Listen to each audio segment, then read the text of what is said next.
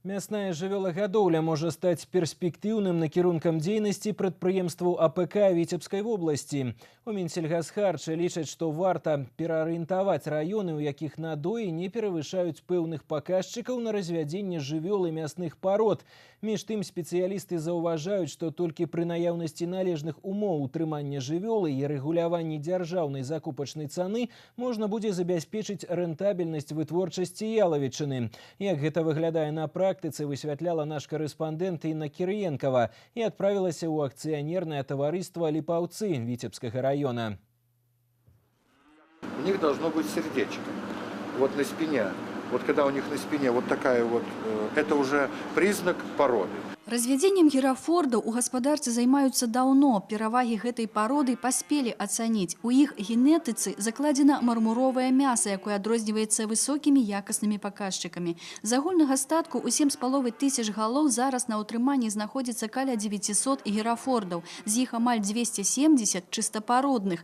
У харчаванні жывёлы выкарыстоўваюць якасныя збалансаваныя кармы. Тады яны растуць хутчэй. Можна ў суткі атрымліваць прывагі да 1,5 кілаграма. Силаж из из трав с клевера, он поэтому темный. Но вот по запаху он пахнет хлебом, он не кислый, ничего. То есть для них это, ну, будем говорить, лакомство. Хотя они могут есть и более грубый корм. Гэта парода найбольш адаптаваная да нашых кліматычных умоў, упэўнены ў гаспадарцы. Затраты на яе ўтрыманне значна меншыя. Дастаткова толькі забяспечыць добрую пашу. Таму сёлета паднялі амаль 3000 гектараў зябліва, каб можна было ўвесну пасеяць травы і утрымліваць жывёлу. Так как мы содержим ее на естественных угодьях, где-то 8 месяцев с апреля по ноябрь мы можем ее держать, то это уже дает плюсы в экономике по сравнению с содержанием черно-пестрых быков. Конечно, нас не устраивают закупочные цены, они очень небольшие. У гаспадарцы намерены разводзіць чыстапародных герафордаў, якія генетычна прадукцыйныя, і вырошчваць іх не толькі на мяса.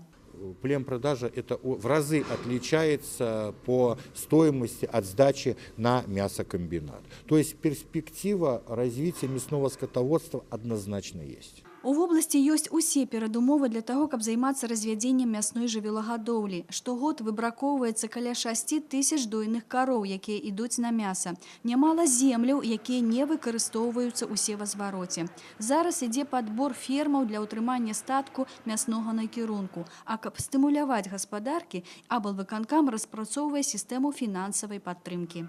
Планируется помощь из областного бюджета именно для того, чтобы хозяйства были заинтересованы. Это увеличение закупочной цены. Поэтому эти все вопросы облисполкомом принимаются во внимание, чтобы людей заинтересовать. Если будет видеть хозяйство, что это выгодно, конечно, я думаю, в дальнейшем мы сохраним и коров, мы получим дополнительное поголовье, которое можно будет потом с успехом использовать на неудобицах. Зараз на тэрыторыі вобласці налічваецца больш за 9 тысяч галоў статку мяснога накірунку, з іх больш за 5 тысяч кароў. А значыць, у гаспадарак не будзе праблем з набыццём цялят для далейшага вырошчвання і развядзення. Інна Кірыенкава, Станіслаў Дудзін, навіны Віцебскі раён.